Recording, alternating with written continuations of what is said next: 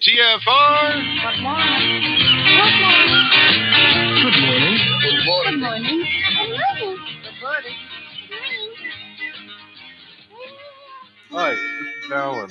I like Ironworx because it's where everybody knows your name, and they're always glad you came. I love Ironworx with Josh, Walt and Zach. It's like sitting in your front room having a cosy chat with your best friends. Hi, it's Diva here, and I just want you to know that Ironworx with Josh, Walt and Zach, it's definitely my favourite dose of reality. Come join the family and keep it flat.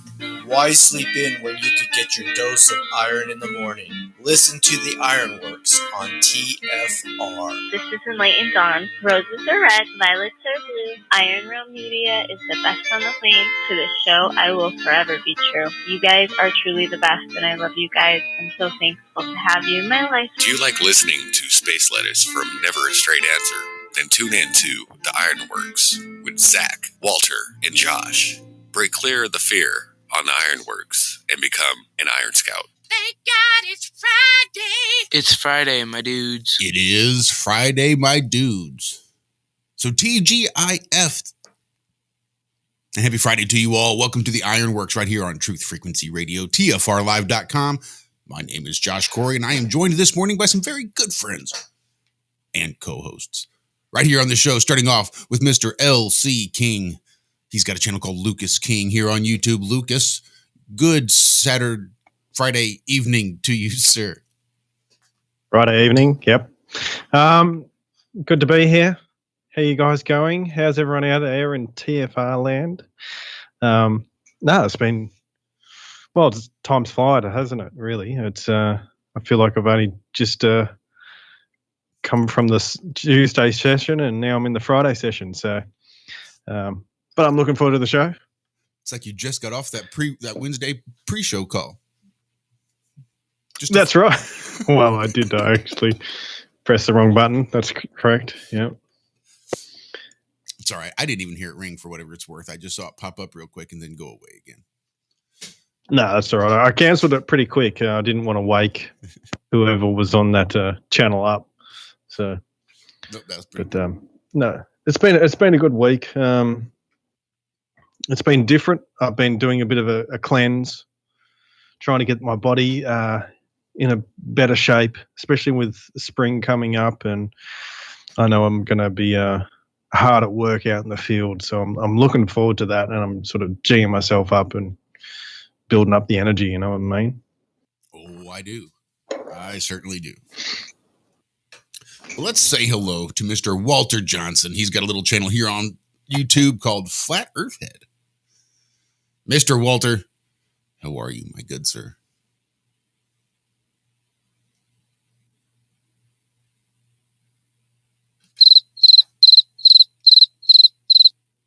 Well, we know Walter's there, so maybe we'll just move on to Mr. Zach while Walt figures out what's going on with his audio. So Zachary Zabala's got a little channel here on YouTube called Good Times for All, spelled Gudtims. The number 4, ALL. Zach, how you feeling, sir? You well rested? Yeah, I'm not doing okay. Yeah, I'm doing not enough coffee on my brain yet, but I slept good. I got to bed early. Yeah. Don't worry, man. I was like that. I'm like, can I get these words out of my mouth or what? You know, this is a nightmare. What's going on? Yeah, I'm ready. It's been It was nice yesterday. It's weird. They call for rain around here, but we barely ever get it. Poured, of course, on the highway about 500 yards away. Just downpoured. But here it was sunny. That's frustrating as all hell. Yeah, it was weird. So, but hopefully today, no rain. Get all this trim up. I get to use my new router saw. Oh, it's so cool. I love power tools. Even though, you don't get the same feeling by doing it just with your hands. When you start getting older, it's so much nicer having power tools. They really are. Thank you, Tesla, and who was it? Bosch, I think, was the first people who made the power tool, the electric drill. Thank you guys. Making life so much easier for all those hardworking men out there building, and women, building everything. Oh, I gotta say this real quick. Walt, well, go ahead. Walt, are you there? Are you alive, brother? No, I am not here. Oh, bad. I'm scared to even try at this point. See what comes out of my face. Trying to wake up tongue and mouth and everything. Ooh, wait. Yeah, coffee needed. Definitely stat. I see you there. Special K. Good morning, everybody. Afternoon, evening. You know the drill. But we're here. We did it. We limped through to another one. Friday. That's what it is. Golly. Yeah. So good to see you all. How are you, Josh? How was your week, sir? I know you had a bit of trouble, but hopefully it's coming around. Well, see, I was off last Friday and Monday. I had a nice long 4-day weekend. Then Tuesday, I hop in the car to go to work, and I make it about a half mile down the road, and my car starts to overheat. I thought, well, shit, I can't make it to work like this.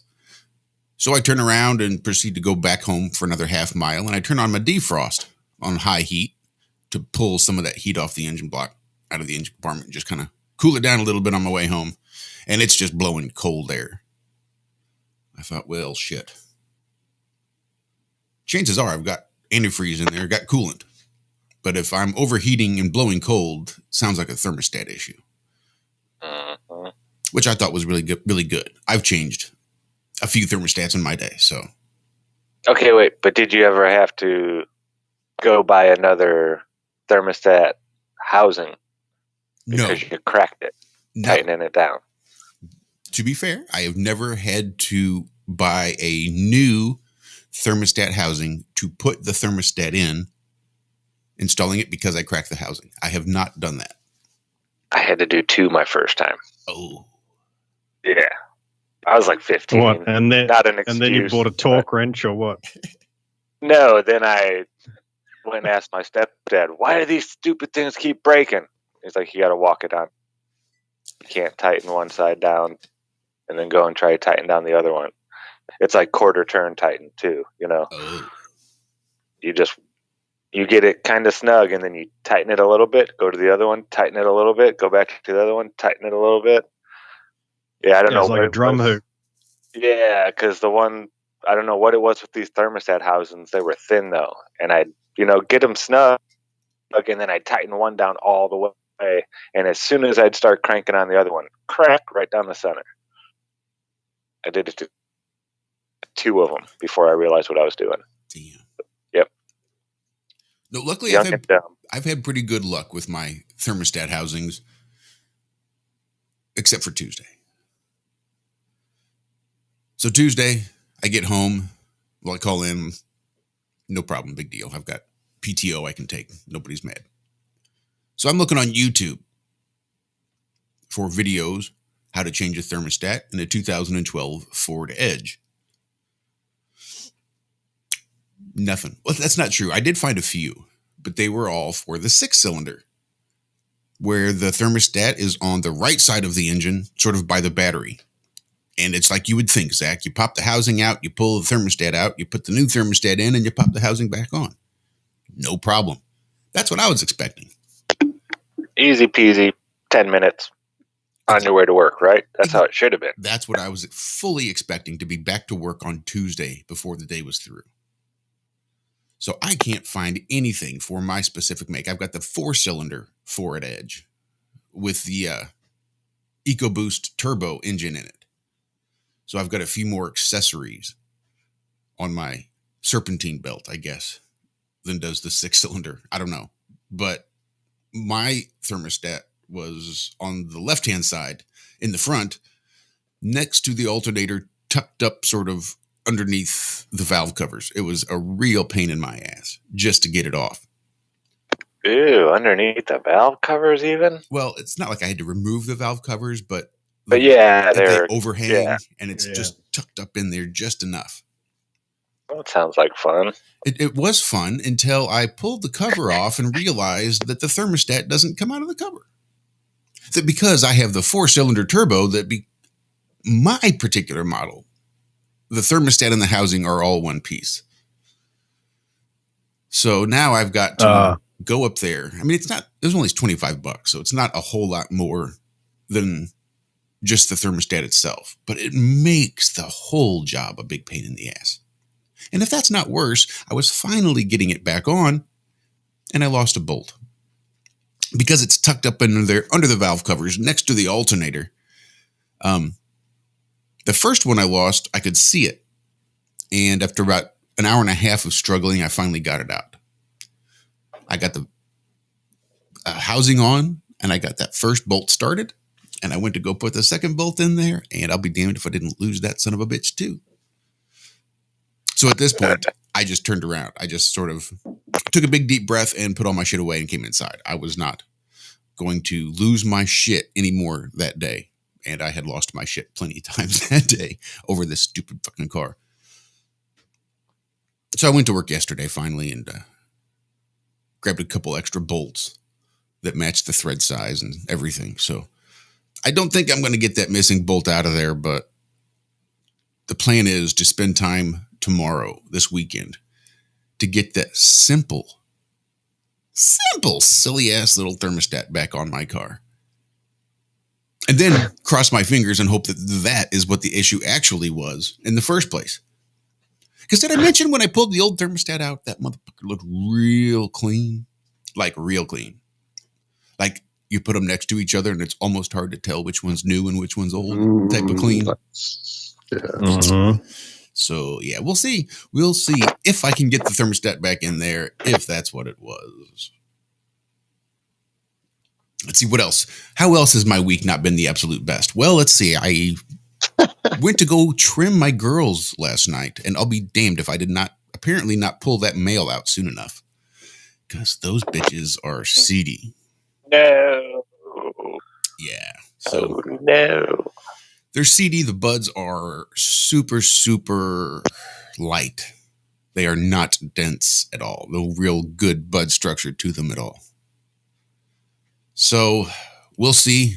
We'll see how it goes. We got 90% of them trimmed last night until Dixie's eyes just couldn't stand looking at the buds anymore.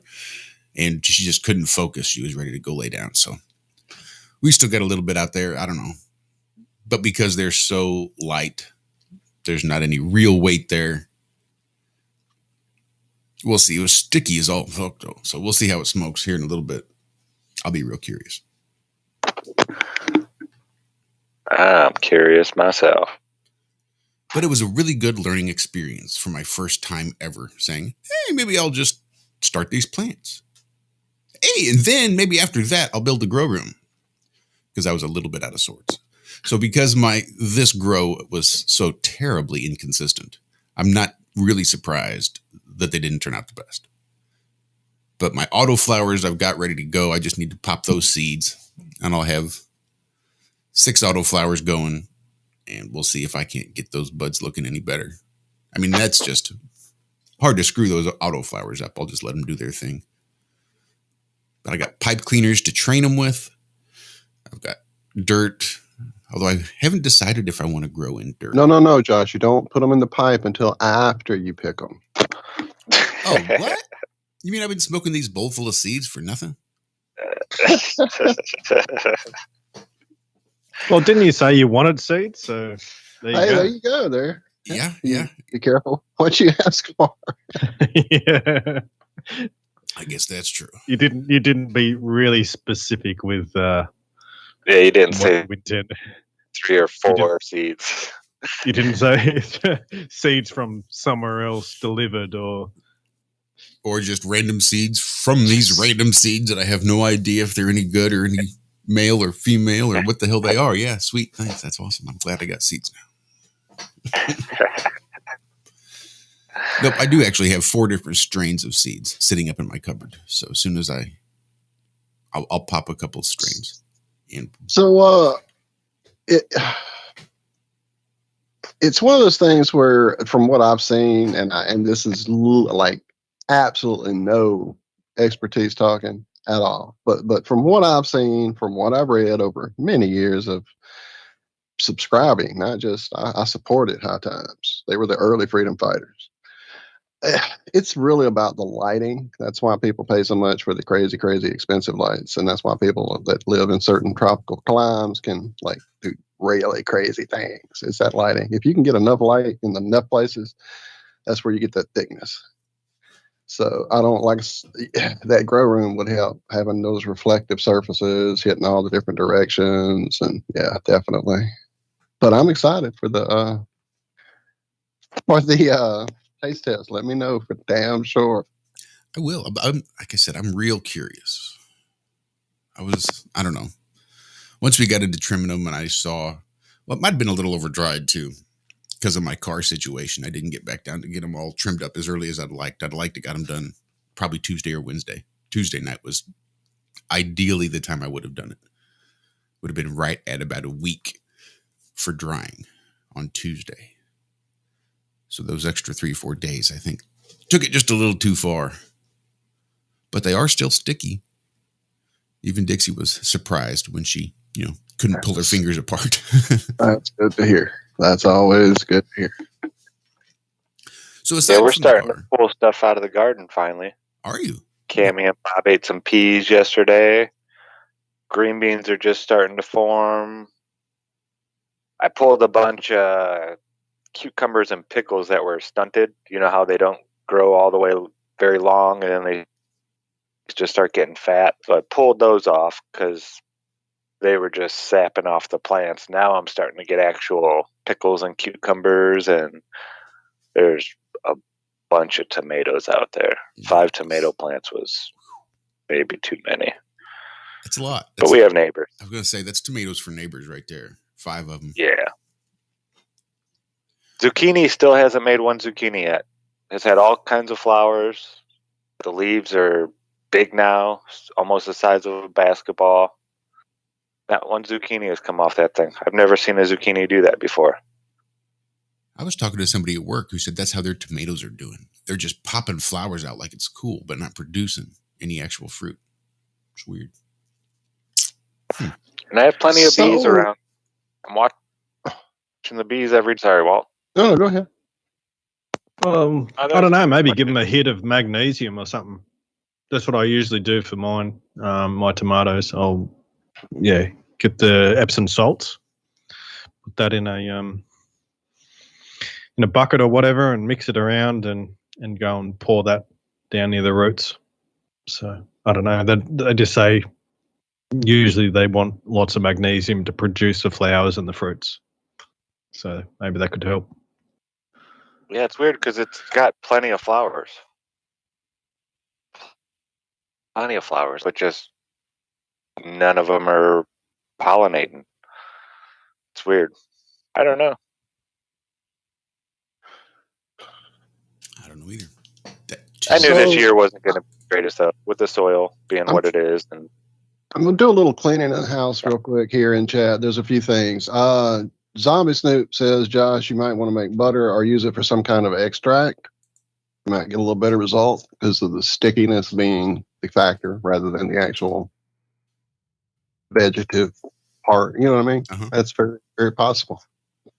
We can definitely talk about that for sure. I played quite a few different ways. But anyway, Calum says to you, I'm pretty sure there, Lucas, that ginger really ties the room together when on a juice fast. So I'm not sure. I know it's good for stomach issues, so maybe it's like having all that extra juice and acidity in your gut that might help balance that out. I'm guessing.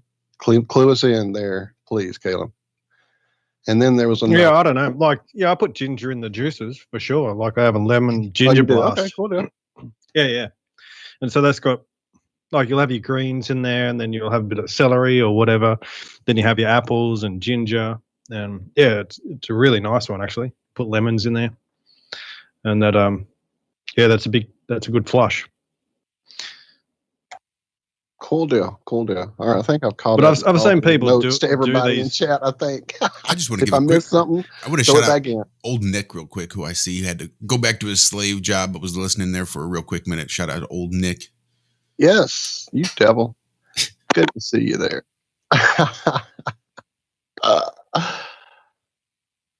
So, Walter, what do we got going on tonight for Have No Fear?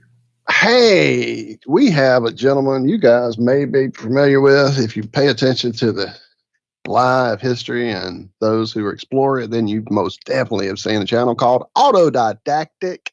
Yes. That's right. Campbell's going to come hang out with us this evening. Tomorrow for him. I'm so trying to make sure I got that right with my buddy Lucas here working on that Australian time zone conversion chart. But hey, we got it worked out, and he will be popping in with us later this afternoon. So I'm excited for damn sure. Somebody that just felt like just watching his videos before he came on camera, it felt like he was just a good dude to talk to. And then once I actually saw him and the personality and all that, yeah, I'm excited. I can't wait to actually talk to him. And then I've been playing catch up, as a lot of you probably are aware, on the world of what has been assembled called the Flat Earth history or lost history of Flat Earth or whatever you want to call it. Definitely a great bunch of information. Some new to me, actually. I did see a few things I had not been aware of that had been discovered, different pictures, different things. Again, if you haven't watched it, I don't want to spoil it for you, but definitely we'll be touching on some of those ideas, I'm sure, that have been kind of thrown out there. Some people are on board with some of those ideas. Some people are not on board with some of those ideas. There's a definite angle to it that I wasn't expecting, and we'll get into all that this afternoon for sure. But he himself has been doing some great interviews. If you guys didn't know, Campbell's doing some interviews now on his channel, not just some hosted videos or narrated videos or whatever, but yeah, just great stuff going on his channel. So get over there, go check it out. I'll drop the link here in a few minutes. Can I give another quick shout out? I want to shout out Max Holman, Alan's brother, who was in the other room hitting his vape. Shout out, Max. Keep that coughing down, Max. Damn. Yeah, welcome, man. What's up, man? Much love. We love your brother a lot. He helps us out more than he could possibly know. He is our official, unofficial editor, line program producer. Executive line producer. Yeah, there we go. Yeah, we love you, Alan. I would pity anyone we try to ever have edit this mess. Ain't that the truth? So Liz in chat heard me mention last week on Friday about using Epsom salts for growing. And I think, Lucas, you touched on it a little bit. Really good for organic gardening because it gives that magnesium. There's a few other little minerals and things that it supplies too, but I think the primary thing it supplies is that magnesium to your plants. But it does it in such a way that it's an actual sort of amendment to the soil versus sort of just feeding the roots of the plant. So it's actually better for the plant. Sorry, go ahead, Zach. Isn't lime also another way to get Isn't there magnesium in the lime? I know it's full of calcium. I think that's dolomite. Okay. Yeah, I think that's right. Lime is mainly the calcium, and then with the dolomite, it's calcium and magnesium. I'm not 100% on that, but I'm pretty sure that's what it is. Okay. Yeah, because I've never used anything but lime and horse manure. Those are my two go-tos. But maybe my soil didn't need the magnesium up north. It was probably full of it already. But down here, this clay it's a fickle mistress. I don't know how people grow stuff in straight clay. I mean, you do what you have to, and life finds a way. Plants are pretty amazing and resilient. They can grow just about anywhere. I mean, you can grow them in straight rocks or water, or as long as they have the nutrients and the water to keep going, they will. But I don't know. I don't care for the clay so much. See, now look, we have Marvay in chat saying that a blood meal has it all.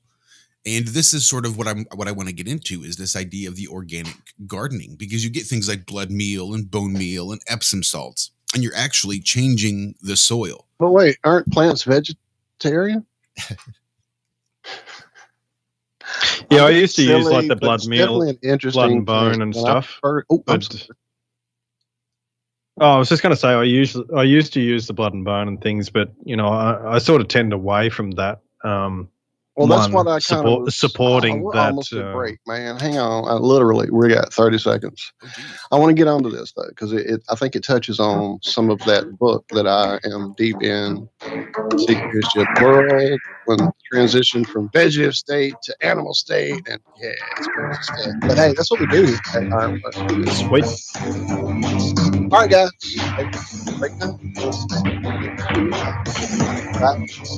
I'm glad we're loud.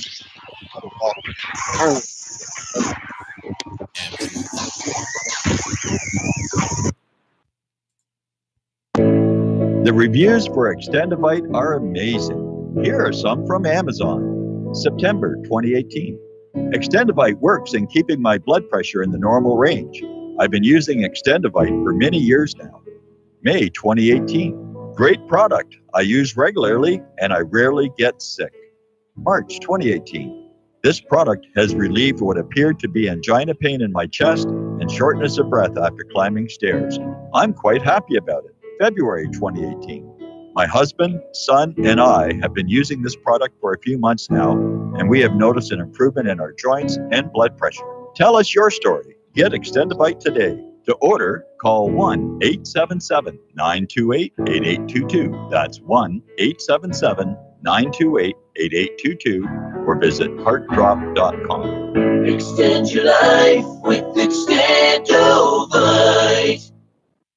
Hey, it's Grace. Can we talk about something serious for a minute? Your age. Getting old has its perks. But remember, being a few years younger, your hair was thicker, you didn't have so many wrinkles, that extra weight wasn't haunting you, and you just felt better. Well, we can't turn back the clocks and go back 10 or 15 years, but you can start feeling and looking 10 or 15 years younger with Nature's Youth RSF. It's a doctor-formulated daily supplement that helps your body maintain its peak performance and fight the aging process. Imagine sleeping better, looking better, and feeling better. See how Nature's Youth RSF has helped thousands of people just like you at naturesyouth.com. Naturesyouth.com. Imagine how it will feel when your family and friends are asking you what you did to look so good. Your secret will be Nature's Youth RSF. It's time to start looking better and feeling better. Learn more and order your Nature's Youth RSF at naturesyouth.com. That's naturesyouth.com. That's naturesyouth.com.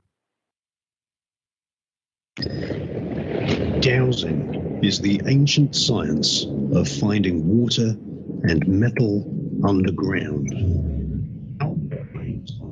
Said that dowsing was tapping into earth energies which modern science as yet does not understand. Diamonds, silver, gold, and platinum objects have all been found using dowsing. And now, for the first time on film, we visit the pyramids, Stonehenge, and ancient sites, dowsing for buried treasure and tapping into this mysterious earth energy. The Enigma Channel. Intelligent television for planet Earth. EnigmaTV.com.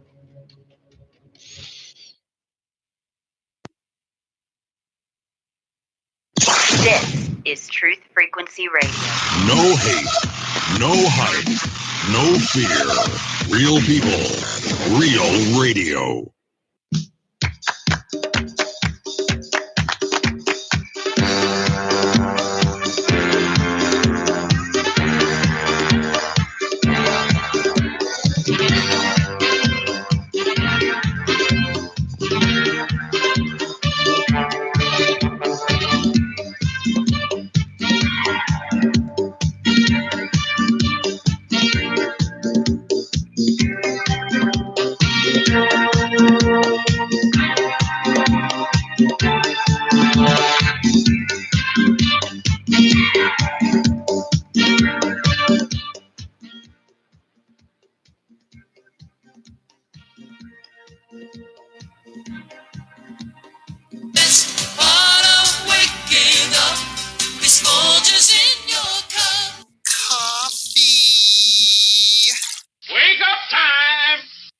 And welcome back to the second half of the first half of the Ironworx right here on Truth Frequency Radio, TFRlive.com. Josh, Walt, Zach, and Lucas hanging out with you this morning, talking a little gardening, a little growing, talking dirt, talking dirty, getting dirty down here this morning. Yeah. But Lucas, real quick, before we get back into the gardening stuff, Kevlar just sent out a message through our Facebook chat, Iron Realm Media Facebook chat. And he's saying his messages, for some reason, are not showing up on the YouTube. Well, I didn't know if that question was in general or if he meant immediately right now in the chat. So, because I didn't know if you were just in Liz general is just looking for him. asking if he might be getting the same treatment she got before, where her comments weren't being seen. Well, has he been extra extremist lately? No, I'm just you should fit right in here with us, apparently. I can't see him in the chat at all. No, I haven't seen him in the chat either. Sorry to see that, Kevlar. I don't really know how to fix it. What did we do for Liz to get her in here? Did Bob do a trick? No. Something happened? Don't you remember? What we did was we got rid of every single fucking wrench. Yeah, but that wasn't the issue. We figured that out later, that it was happening to other people in other places all over the internet, all over the YouTubes. And that was really a move we shouldn't have done because it really didn't fix it. Yeah, he said the last 2 episodes. He even said he was cracking up about the wooden nickels and everything, but he couldn't comment on that show either. Well, that's garbage, Kevlar. That is absolute garbage. We'll make sure. Go. Has he got a wrench? I thought he did. Yeah. Well, what we'll do is between, I guess between breaks, go in and just find his channel and add him. I don't remember. It's gotten complicated for us to wrench people.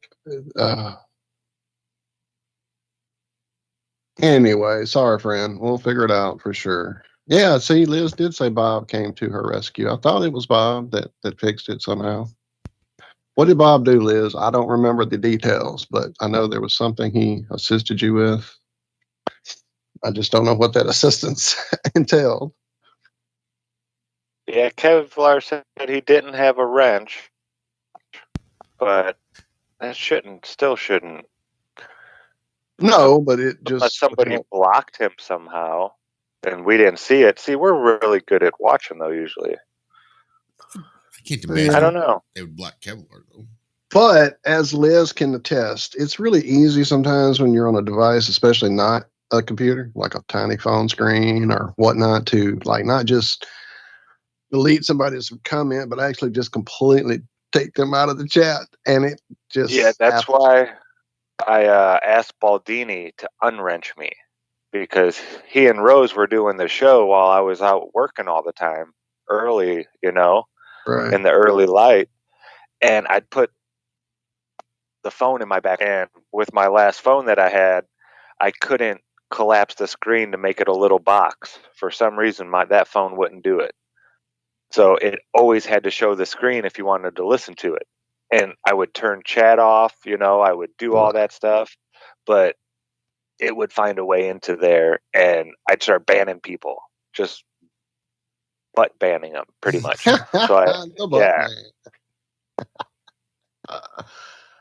Well, as I said, we'll figure it out somehow, and Yeah, we'll get you all sorted out there, Kevlar. Sorry about that, brother. Yes, Max, you are still here. Max there checking in chat to make sure he hasn't been deleted from our current existence. Marvey asks, is the question is, does his message disappear when he refreshes, or are they messing with him directly? Ha ha. Ha ha. Dun dun dun. Yeah, I've seen him remove Bob's messages from my.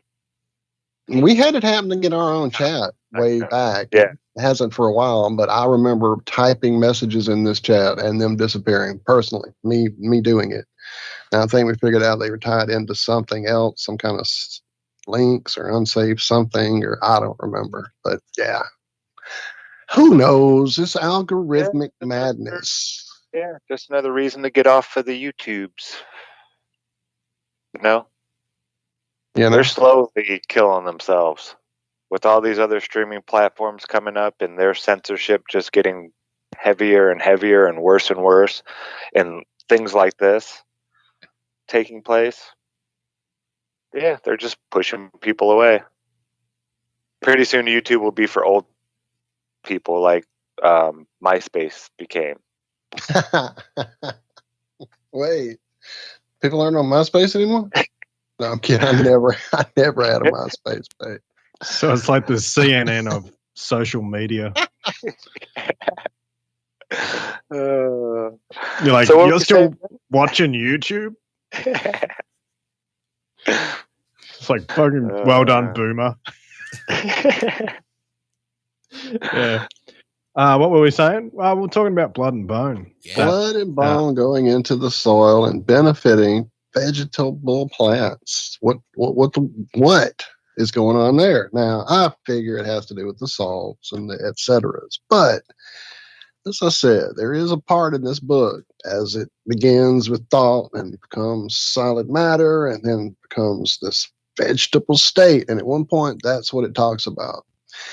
And if you think about some of this whole electromagnetic water thing, us having been in a vegetative state at one point, that makes sense. But from us going from that vegetative state into the animal body, physical, whatever you want to call it, does that cycle then come back around again? Is that why the blood and the meal and the bone benefits the vegetables? Is that part of it, you think? Or, I mean, I know you haven't read the book like I have, but esoterically speaking.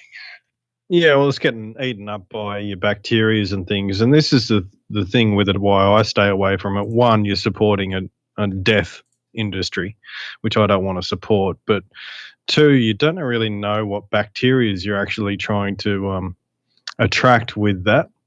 So I sort of keep it out of the realms of my farm just for that reason. I could be well off, but, it seems to me that certain bacteria will want to gravitate to, dead flesh and all that sort of stuff, and other bacteria will want to decompose plant material.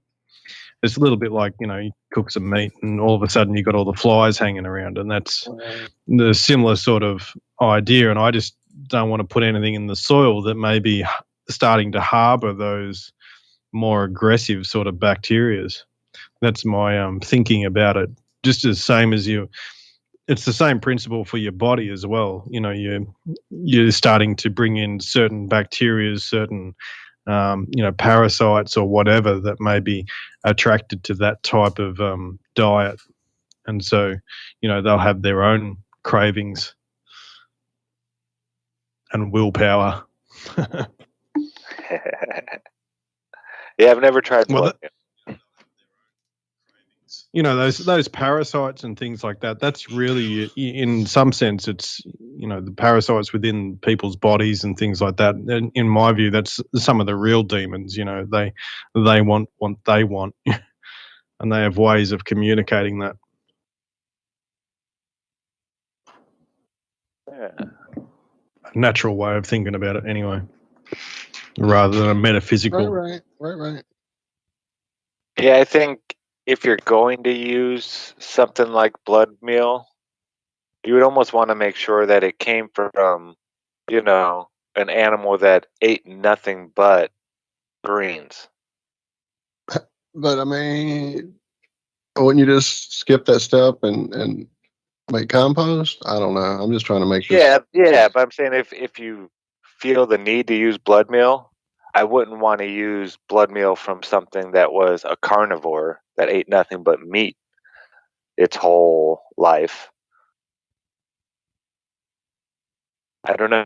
No, that just doesn't. I don't know. It's weird. I'm not like everything will get broken down eventually, and it really Yeah. can just turn into those base products that the plants can use, for sure. But it's really that intermittent phase where while it's getting broken down, what sort of things are you getting? And it's really the same way when you're creating, say, a compost tea or something like that. You don't want, in certain cases you can use anaerobic or you can use aerobic, so ones that like oxygen and ones that don't like oxygen. So they have their purposes, but Yeah.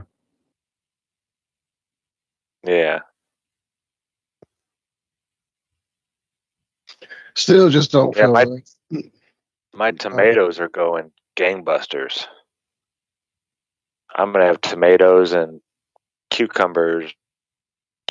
The neighbors are gonna be like, "All right, we don't want any more. Stop." The watermelons are tiny. It's about the size of a golf ball. I got 3 watermelons. One's the size of a golf ball. One's a little bit smaller. And then no cantaloupe either. I think I wasn't getting them enough water doing it by hand with the buckets. Yeah, they take a lot. I've noticed. Yeah, they've really picked up since I got that sprinkler going. I should have had that set up a long time ago. I thought it rained around here, but it rains all around us. It rains 500 yards away from us quite a bit. But we're like right on the edge of this valley, and I don't know what it is. It seems like all the storms come towards us. It doesn't matter which way they're coming. We just had all the hurricane stuff kind of pass through from the east, I think. Or no, that was what the neighbor was telling me. He said even when the hurricanes come from the east, they hit about 2 or 3 miles to the east. There'll be a nice big solid thing, and then they start breaking up.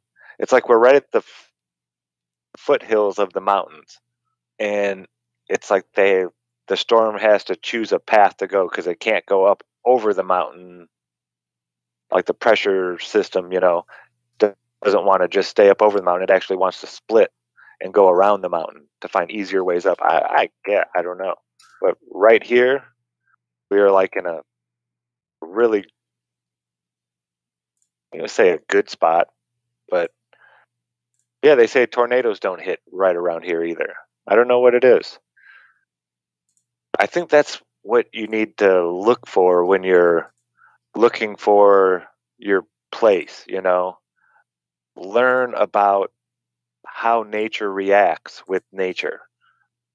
I knew that up there in Indiana, we had 3 rivers that came together. We called it the Point in that county I lived in, and no tornadoes crossed that river. Those rivers right there, those 3 rivers that were kind of maybe 10 miles apart, and then all like veered into one, came to one point. And the Kankakee was perfectly straight. It was pretty much a canal. And then the Yellow River ran into it, and the Tippy ran into it. But tornadoes that started south of that never ended up north of that, and tornadoes that started north of that never ended up south of there. It's weird. It's like they couldn't cross those rivers for some reason. So when you're looking for that perfect spot, I think comprehending how nature reacts with, the ground, even the terrain of the land, you could pick a safer spot by knowing these things. Yeah, for sure. The other, like around here, we have basically you'll see that the the rain comes and then it just sort of scoots south of us. It just seems to, we only get the side of it basically, and it seems to follow this tree line and all the way down through the south there. So it's really interesting just how these little nuances of natural things happen. It's a little bit like how the Sahara Desert's crowded by that mountain range, isn't it? Not sure. Well, yeah, same thing. And they say that's why Denver is the sunniest place in the United States. I didn't know that until I actually went there. I thought it was, San Diego or Miami was the sunniest places. But no, it's actually Denver gets more sunlight than anywhere else in the country, and it has to do with being right by that mountain range. A lot of the storms don't get up over the mount, so they barely ever get rain. It's weird. So yeah, it's all about knowing your terrain and how nature reacts with the terrain when picking your spot. So yeah, if you want to be a gardener, you don't go live in Denver. You don't get rain. It's just not something you do. You go raise cattle out in all the fields of tall grass. Yeah, but you can, pick your spot before you pick your house, I would say, almost. Be like, okay, I want to live in this, 20-mile radius right here because of the way the weather acts for the purpose that I, want to use the weather. Yeah, just a thought I just had. So now that I got Kevlar in chat, I managed to get the show back on the screen. I didn't realize I was still that break screen. So yeah, we do have Kevlar wrenched up and in chat.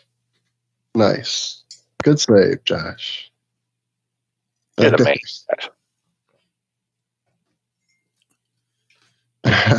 On air production. I love it. And for the record, Liz, I use Epsom salts not just for the gardening, but it's good for first aid.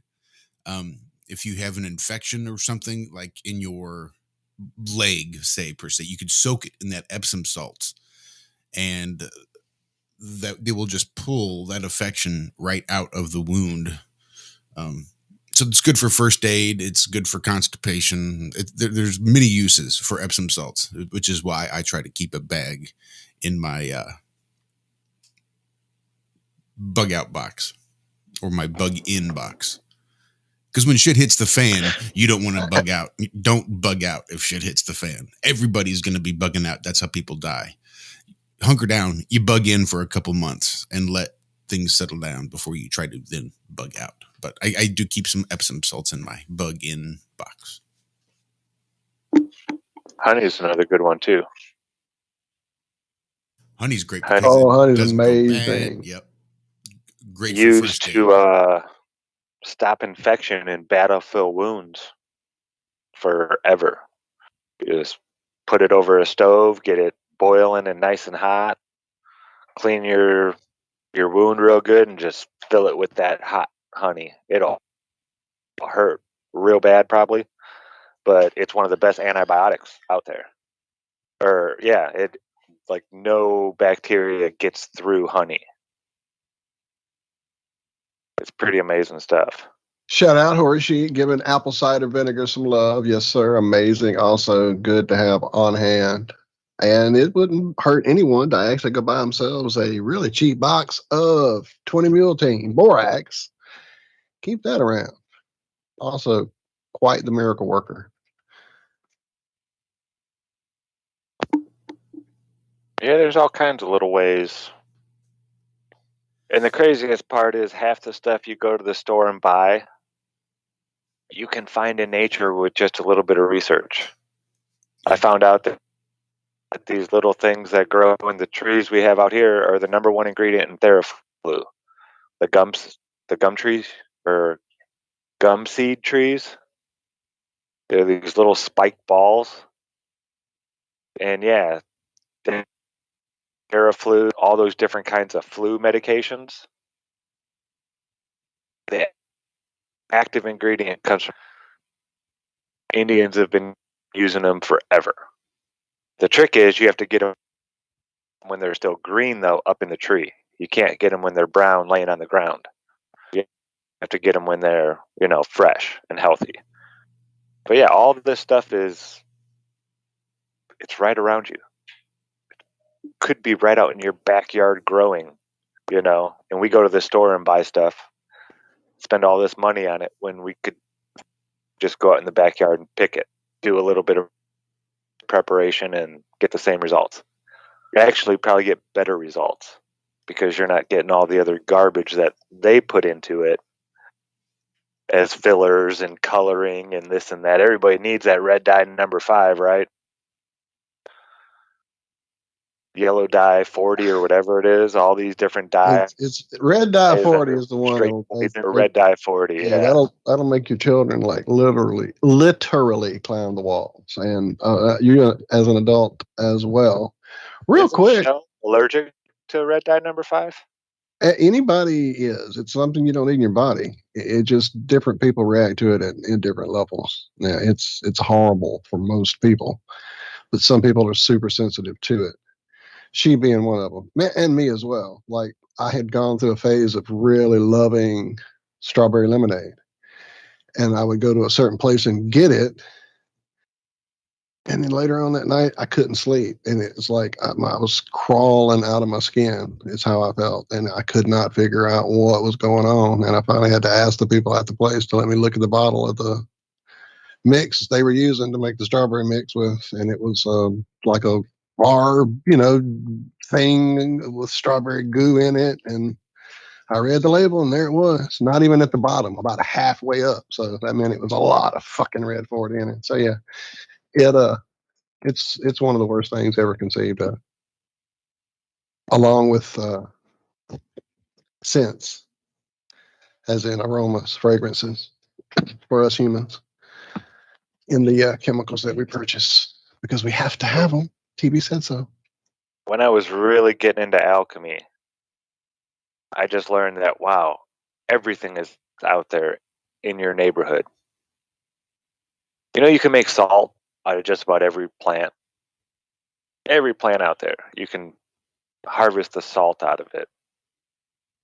Get a little alcohol, preferably, like an Everclear type, something that's straight grain alcohol, nothing else added into it really. You chop up that plant, put it in the bottom of a mason jar, fill the alcohol up to where it just covers the top of the plant, maybe a quarter of an inch over it. Leave it in there for about a month. Give it a shake every day. Keep it out of sunlight. Make sure it's in around 70, between 70 and 80 degrees. You can go set it by your water heater if you want. You cover it. I would put saran wrap between. You don't want the liquid touching metal. You want to keep it not touching metal. So I put a piece of saran wrap over that, and then I'll put the lid back on, and then I just shake it, swirl it around once a day. And about a month later, all the oil and the alcohol and all that stuff that's in the plant will get sucked out of that.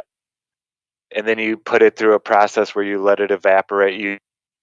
You like drain it out. You dry out those salts or the matter that you have left. The plant matter, it'll be all broken down and like gooey. You let it dry out. You pour a little. You could actually light it on fire. You're supposed to. You want to burn out all the impurities. You want white ash if you can get. So you burn that down. You might have to run it through that process one more time. Burn it down until you have nothing but this white ash. You lay that white ash out on a little tray, pour some water on it, and then you let the water, and right there you have crystalline salt. You can just take a card or something, a razor blade, and scratch that salt off that tray. It's not going to taste like your sea salt, but you'll have salt from any plant. You can do that. That's your garlic salt, your this salt, that's celery salt. That's how you get those things. It's that simple. A little bit of Everclear. Sweet. Yeah, I did notice you were breaking up just a little bit there, Zach. Sorry. Seem to be just coming in and out a little bit. That's all. Cammy turned on the heater. That might be it. I'm not sure. I don't know. But anyway, yeah, you can make your own salt. Just remember that. Well, that's one of the main things that they say with the alchemy. You have the few different stages. You have the salts in the plant, the oils in the plant, and then what would be the ether or that the spirits of the plant. So they're your 3 levels, and then within those levels, there's other levels, I think. But that's So you got your salts, your oils, and then that lighter stuff, which is essentially alcohol or the spirits. Mm-hmm. Yeah, it's an alcohol. You can pull alcohol out of every plant, like Everclear. We are fastly running to the break. I'm sorry to step on you, Zach, but truly here in just a literal few seconds, we're about to hear some music. But keep that thought, because that is definitely another step in this whole alchemic thing that I'm intrigued by, is that alcohol. All right, we've done it. Somehow. Oh, I was just saying, there it is. There's that music of which you were speaking, Walter. That should round out the first half, hour number 1 of the Ironworks, right here on Truth Frequency Radio, TFRlive.com. Josh, Walt, Zach, and Luke is hanging out with you this morning. We shall be right back after these briefest of messages. Hi, my name is Ella, and I'm 10 years old. I'm one of the millions of children born to parents suffering from the sheeple virus.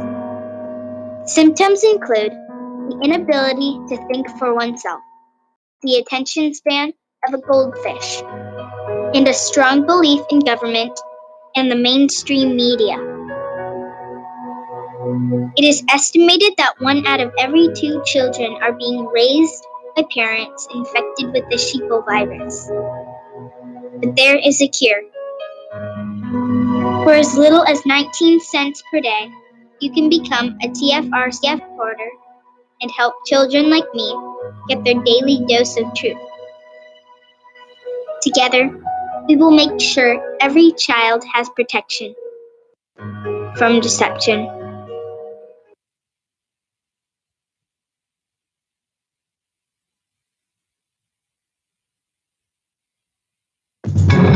A party guy finds a party wife. It's the Onion Radio News. This is Doyle Redland reporting. Matt Larson's years of searching and celebrating paid off this weekend. He finally found a woman to drink, vomit, and pass out with for the rest of his life. Larson says his days of making out with random women at after bars are over, and he's ready to settle down with that one special club-hopping skank, Sharina Kendall. The first time I saw Sharon doing tequila shooters off another girl's stomach, I knew she was the one. The party couple's wild wedding weekend was such a huge success that they plan to have one every month, living off nothing but their love and what they charge for beer cups. Cancer patient Neil Gareth doesn't want to jinx anything, but he believes the medical relationship he has with Dr. Jamie Messerling is close to moving on to, quote, the next level. After seeing each other casually once or maybe twice a year, an intense post-biopsy encounter changed everything. There was just something in her eyes that said I'd be seeing a lot more of her in the future. Those close to the couple predict the relationship will not last, saying Gareth is way too desperate for medical attention. CEO Carl Rettinger requires a private helicopter trip to his $30 million 800-acre home near Aspen, Colorado, or he simply can't unwind. Rettinger says he truly needs the scenic splendor, heated pool, and Italian marble hot tub to clear his head. I had a $10 million home in Maui, but it just wasn't cutting it. If I do Aspen place, I can relax. Someday, Rettinger hopes to ease the stress of owning a $30 million home in Aspen by buying a tropical island filled with preteen Bangkok sex slaves. Doyle Redland for the Onion Radio News, online at theonion.com. You must unite what has been set aside. We are TFR. Truth Frequency Radio.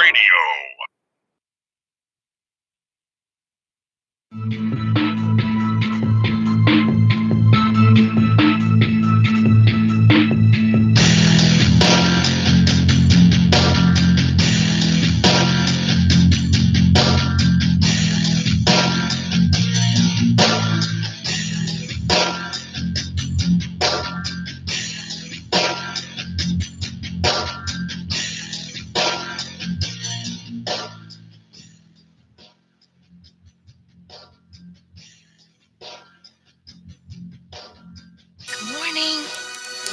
Here. Wake up. Wake up. Wake up. Wake up! What is dark matter? Okay, we don't know. That's great. That's why it's called dark. It's exactly. Everyone knows all reputable information comes from random people on the internet. Tell me things, internet. The earth is flat. It's like school in your hand. Dark matter is something we do not know what it is. We believe the dark matter is there, but we have never detected it. Well, what I'm afraid of course, is that there is no dark matter out there. There was one? There is no dark matter out there. We need to think really hard, to think really hard, to think really hard, to think really hard. Hi, this is Alan.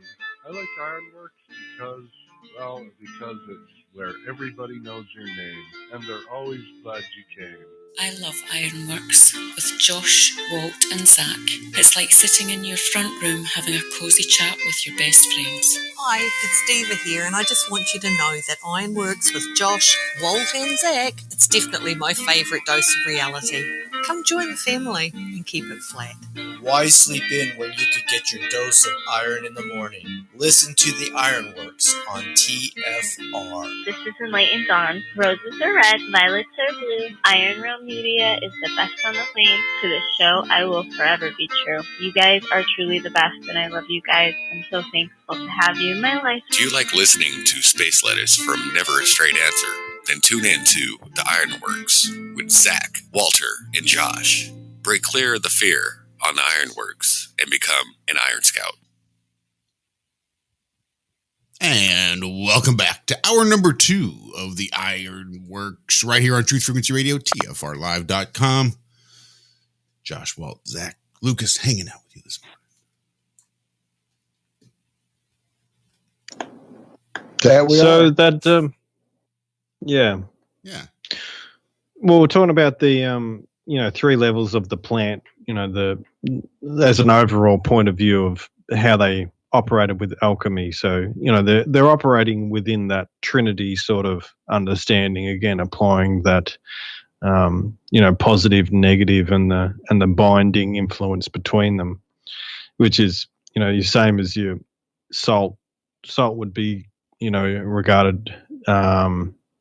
Well, in my mind, it's closer to the moon side of things, where the sulfur is closer to the sun side of things, and then that mercury point, which is the binding substance between the two. So it sort of relates to our world as well, especially when you're thinking of distillation and how the sun operates over our oceans and creates that world distillation effect. So that's these ways of operating with just plants on a medicinal sort of way, or understanding the plants in that way, has a direct correlation to our world as we see it now. Yeah.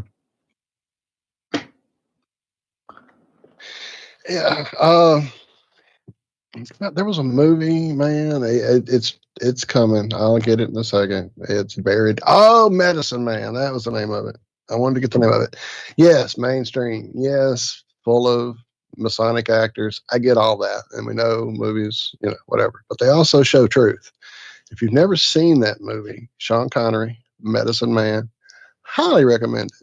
It's basically them looking for a cure for diseases in the jungle, and it just goes into all these different things that they're like literally just walk up and hack something off of a tree and eat it because it fixes your headache, that kind of shit. So yeah, the different things that are available, and then take that the step further. Then you start breaking down all the alchemy parts of it. Because I know in like some of this stuff that I've been watching of late over with the mercury.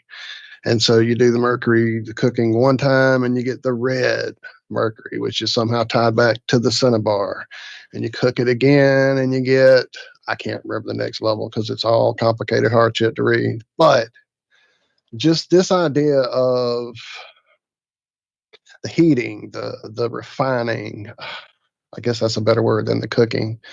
This process, is that perhaps part of this energetic engine that we are living in that gets super hot in some areas and super cold in other areas and seems to have a regulatory device that floats over every 24 hours? Well, I think mainly when you think about that sort of heating and cooking and things like that, you're dealing with what's underneath the earth, and you know, you're dealing with those magmas and things like that, and that's where you get, you know, sort of like your molten salts, which are sort of batteries within themselves, so they actually can store energy that way for a long period of time. Actually, I seen a guy created a molten salt battery out of basalt, and it lasts for months. Once he got it up to temperature, it would stay at a really hot temperature for a long, long time. So, yeah, that's what when I think about our world and think about the under the soil, you have these, you know, this sort of pressure and all these magmas moving around and flowing with the electrolysis, or, you know, energetically moving through. Well, then you're starting to create these, you know, certain refinements of elements. And it's interesting that the Chinese, you know, they regard metals as refined earth. And, right. in some sense, that's exactly what we do to some metals. We don't always use electrolysis, but you're really just cooking the earth and refining it, and getting, you know, condensing it in a sense.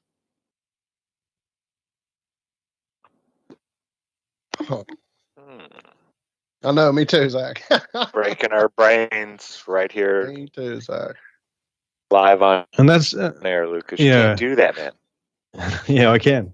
The other thing that's really interesting about when you're looking at metals, and this one's always been something that's bothered me, and I, you know, because I don't really trust or agree with the periodic table as they state it, I'm trying to think of it in different ways, and, you know, I don't know if I'm going to find a resolution or win in some sense, but you know, I like to think about these different ideas, especially like the Chinese, understanding the refinement of earth is metal, but also that the alchemists, you know, they regard, you know, metals basically as mercury, and then it's like, you know, adding something to it. It's almost like there's only one metal, one true metal, and that's the mercury, and then you're adding, you know, a different degree of salt or a different degree of these sulfurs, or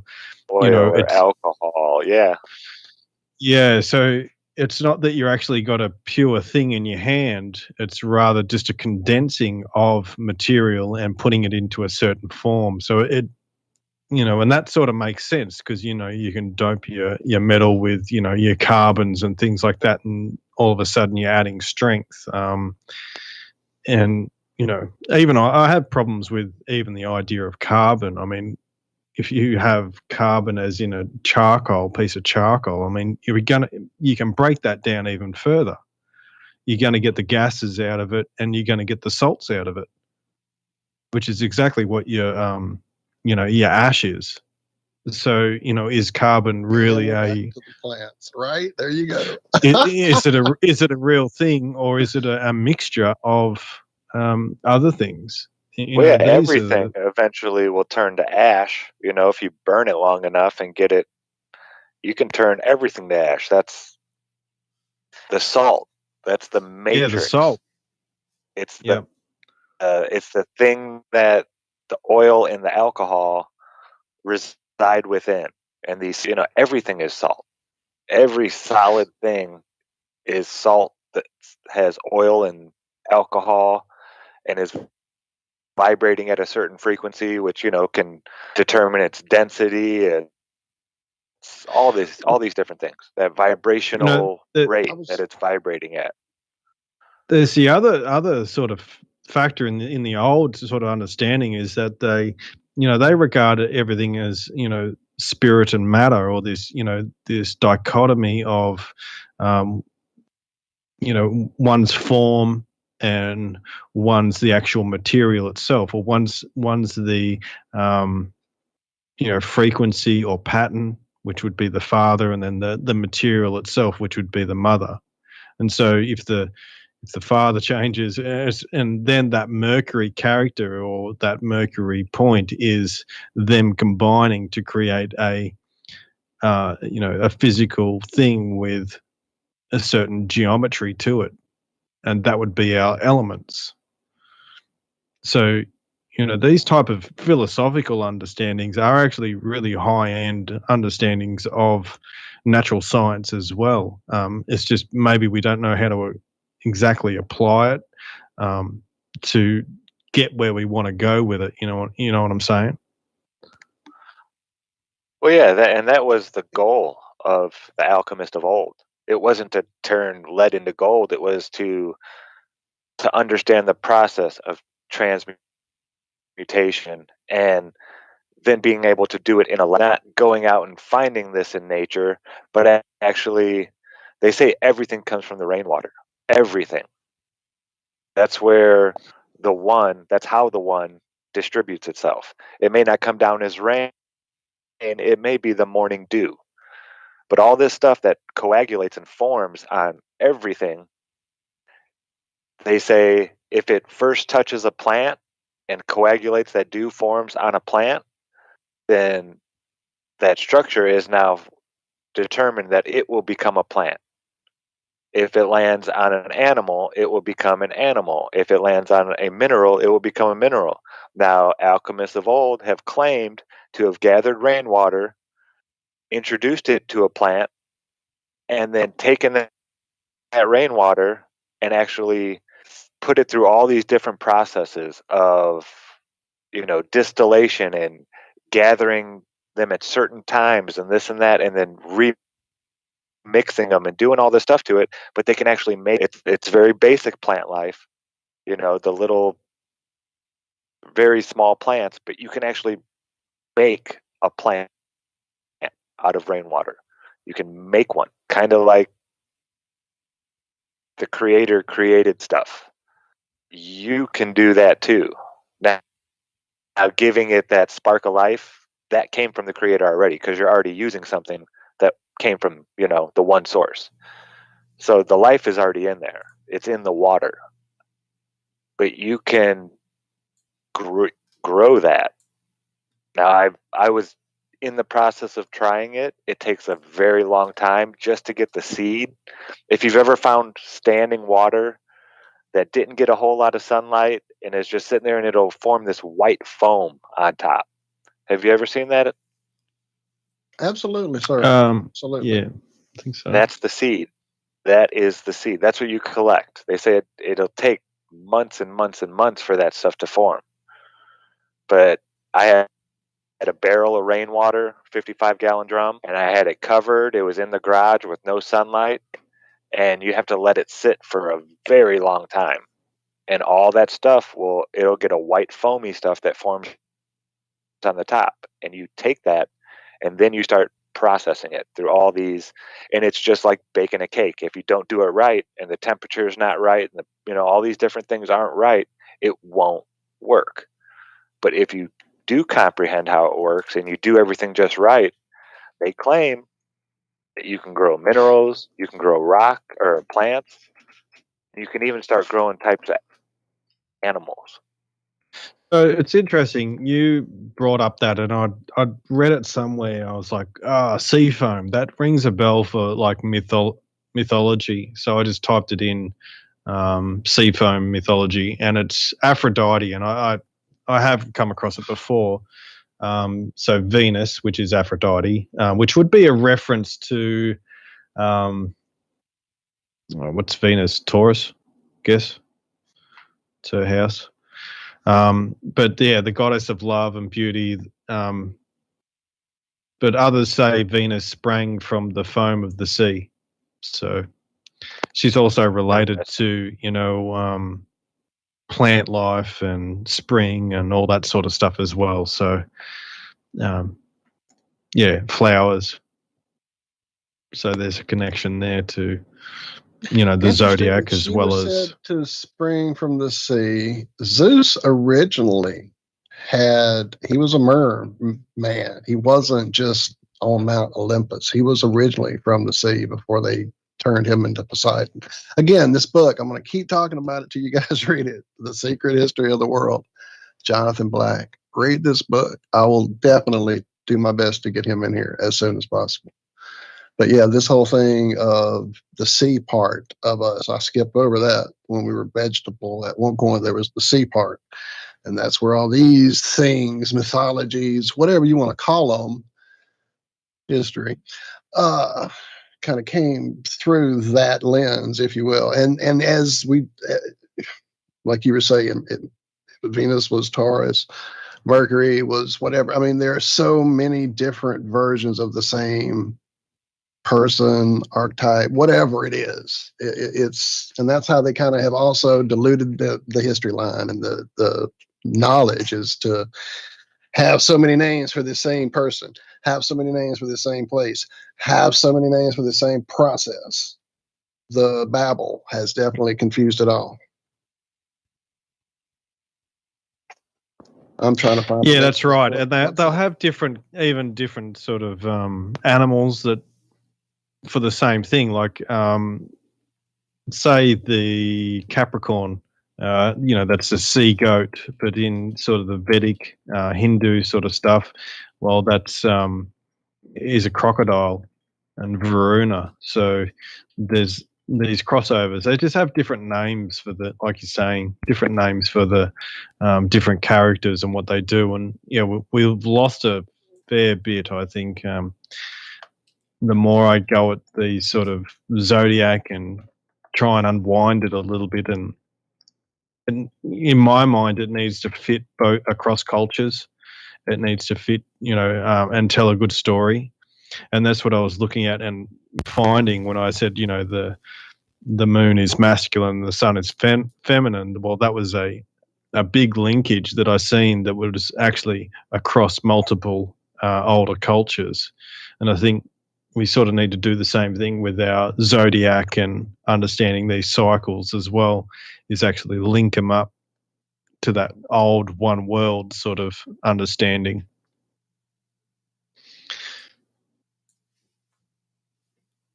Well, yeah, there's only 19 stories you can tell. Right. So did you guys see the latest article on Bezos? He didn't step down as CEO because he's going to space. Now, the reason that he's giving, it makes no sense to me. He's stepping down as CEO of the company, the head guy, the one who calls the shots, because he wants to make the place better for people to work. Crouton alert. Should have had a crouton alert at the start. Yeah. He's saying he wants to make Amazon the number one best place to work, and he wants people, he says, they are leaving? People who, by leaving. That's how he's going to do it. He doesn't say what he's going to do once he leaves, how he's going to do this. He's just saying, I'm leaving because I want to make Amazon the best company on earth to work for. He's going to be a sky pilot. But does that make any sense to you? Wouldn't the person that's CEO kind of have the power to make it a better place to work over Yeah, and don't they somebody who just want doesn't work robots for and the stuff company? anyway? That's it. And plus, I mean, it's probably kind of like that whole school's not a good place for smart people idea. Yeah. The last person you want to have improve your workplace is the person trying to fuck you over for every cent they can get out of you. Yeah, it just Full made legit. no sense once I read it. It's like, wait a minute. You want to change the company, so you're stepping down as the CEO. Yeah, okay, that makes 100% sense there. So I don't know. Maybe he's going off to Epstein Island. I don't know. That'd be a hell of a trip. How many Plano, what is it? Yeah, they'll just start launching billionaires off into space and you just watch them go out off over and they're no longer going to the Bermuda Triangle. Now they're headed to Epstein Island. They're all Well, maybe that petition, he found out about it and it really got to him and sort of maybe he was just crying in the corner and. Well, I don't know what I'm supposed to do. Where am I supposed to go? The petition I got all this says... money, but no one likes me. I even made guitar pedals for you fuckers. They got all the signatures. What am I supposed to do? But isn't okay? So Branson should be taking off here pretty soon, right? 2 days. Was it the 11th or the 10th? 11th. I have not seen. Sort of rings a bell. Any articles or nothing? Check it out. From 23 hours ago, this story hitting the news fresh from space.com. So it's got to be real. Will Richard Branson actually reach space on Virgin Galactic's first fully crewed launch? Where does outer space begin is how the story begins. So I think we're fixing to play the demarcation line. Oh my God. Really? It's time to tell the truth that they're not going anywhere near space now? No, they'll be in space. Well, they're just also not leaving the atmosphere. But they're not leaving the atmosphere, but they're in space. Right. But it's not really, because where's that at? And then where's the moon? And who knew? And then it's in space, but no, it's in the Earth's atmosphere. Okay, let me turn this noise off. I'm having in my ear. Sorry. So yeah, apparently that's all this story is that it's not just a philosophical debate of where does space begin. It has real world implication because one space tourism company, Virgin Galactic, is selling seats on missions that may not technically reach the final frontier, depending on where you think the boundary lies. Lies being the key word, I believe. Well, space is hard. It is fucking hard, dude. So if I believe I've been in space by jumping, then I'm in space? All I have to do is believe? I don't think so. I think it's how space identifies. Oh. You see, you got to make sure you're using the right pronoun for space. You don't want to hurt space's feelings. Space starts wherever space says it starts, Says it is. If it says I'm space at 50 miles today, then it's space. And then if I'm space at 239 miles, hey, I'm space. Who are you? I thought it had gooey edges. Space identifies itself.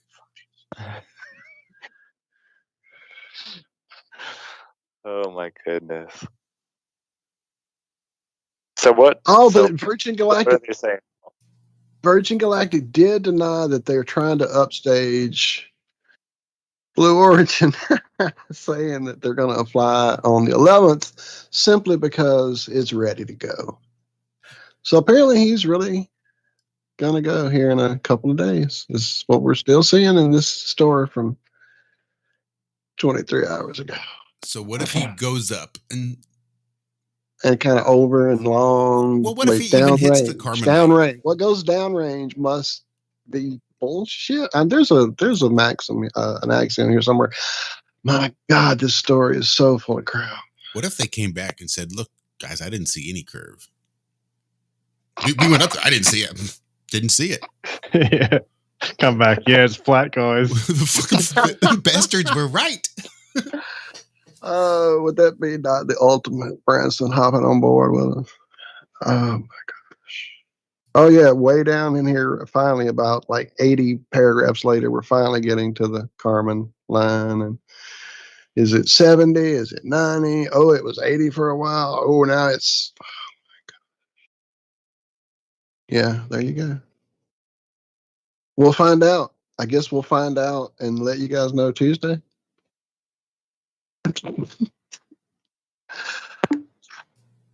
Is it going to be live anywhere? Are we going to be able to watch this? How to watch Virgin Galactic launch Billionaire Space Branson, Billionaire Richard Branson to space on Sunday. That will be taking place on YouTube, apparently.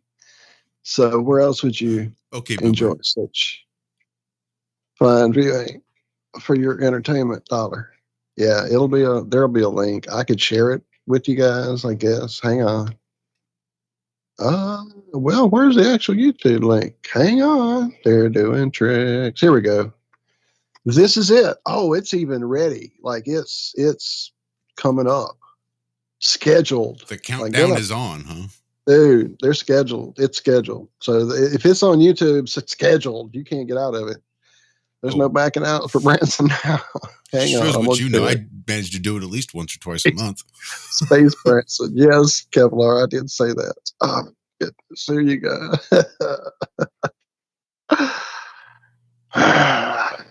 Space Brand. Needs to bring out his own cereal. Ooh, that'd be good. Oh, what is that noise? Is it not really even happening? That's 3 out of 4.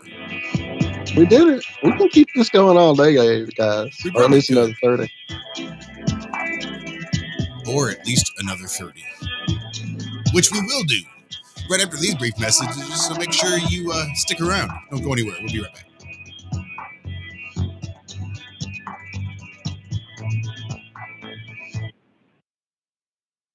It's amazing how people have been raving about iAlife all over Facebook. They've been posting their testimonials just because they want to get the word out because it's worked so well for them. If you're not familiar with iAlife, it's a 99% pure CBD oil, but the secret is the synergy between the hemp and the ayahuasca vine, the non-psychoactive component of the ayahuasca tea.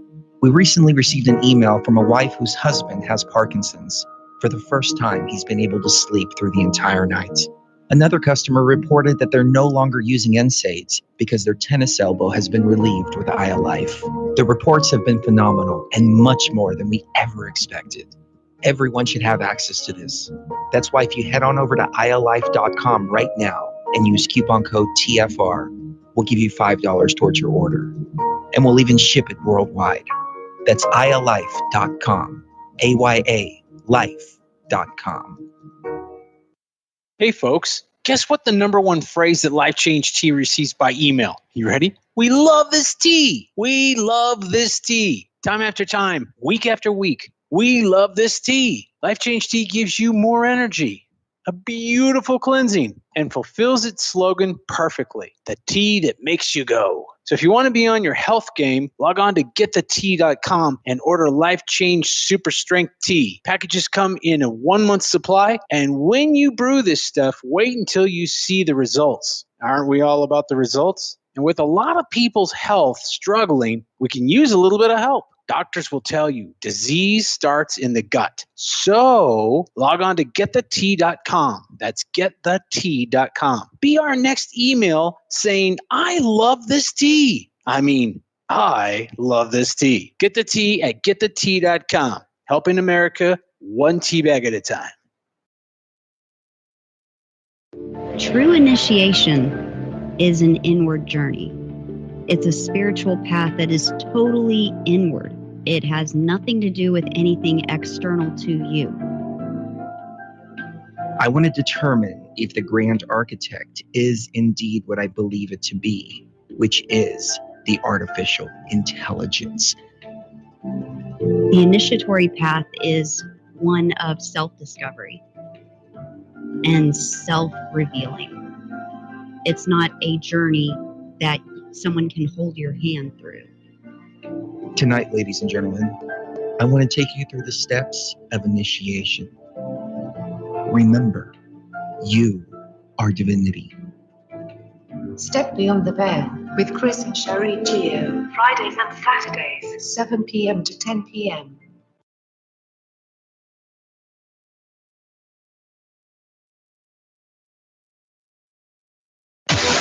No hate, no hype, no fear. You're listening to Truth Frequency Radio. We are TFR.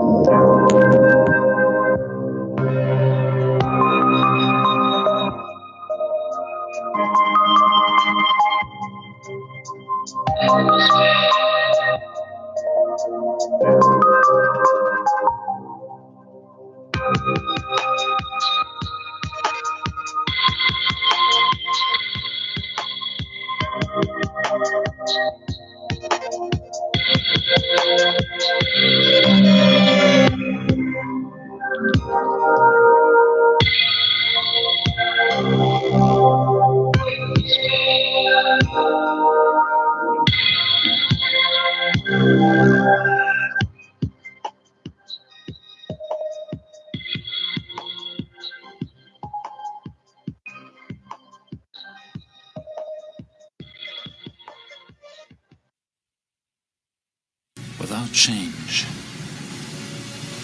something sleeps inside us and seldom awakens.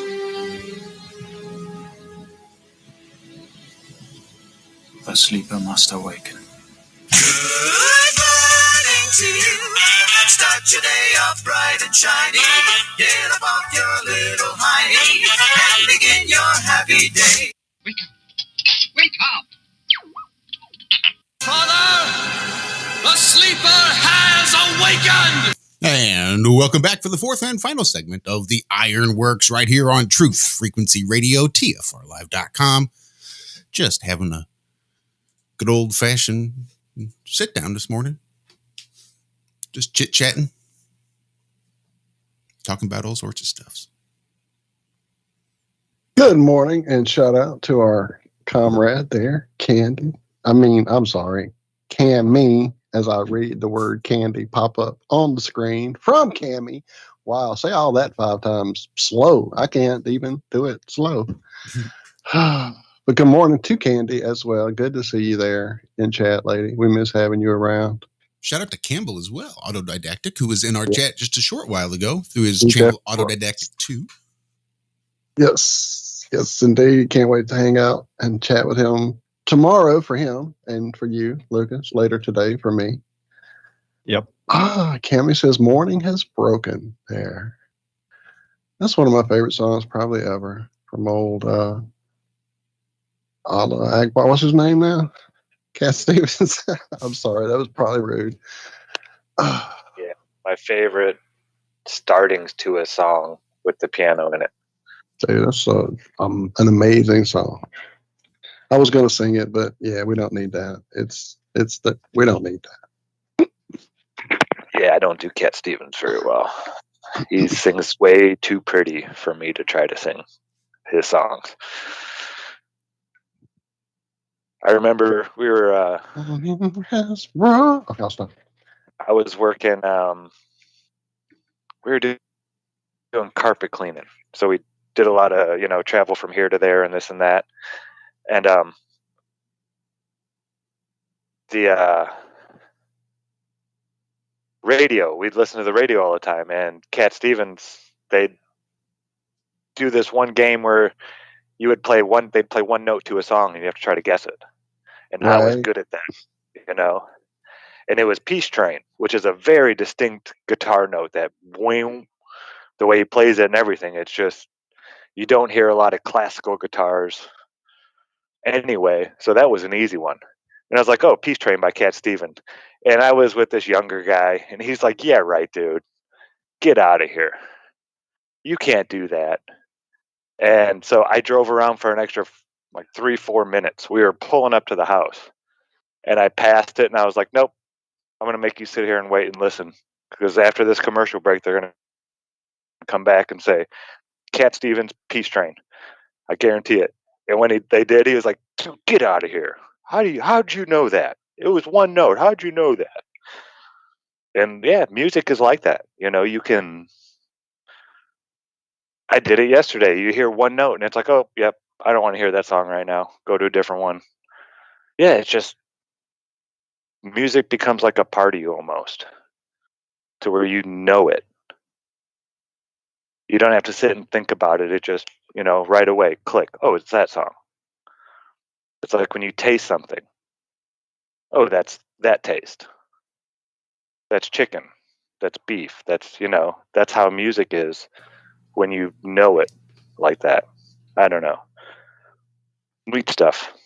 See, taste and smell, those are interesting memories.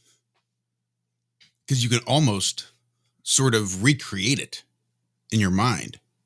But you're not. You obviously don't have those things in your mouth or in your nose. You're not creating that chemical and that electrical reaction in your brain to, read that sense of smell or that sense of taste. But when you remember it, it's like you almost are. It's like you can still sort of just taste it in your mouth almost. Like when you think of something salty, you almost taste salt in your mouth. You can remember what salt tastes like, but you're not eating salt. It's one of those really, I don't know. I guess that's sort of the way all memories work, isn't it?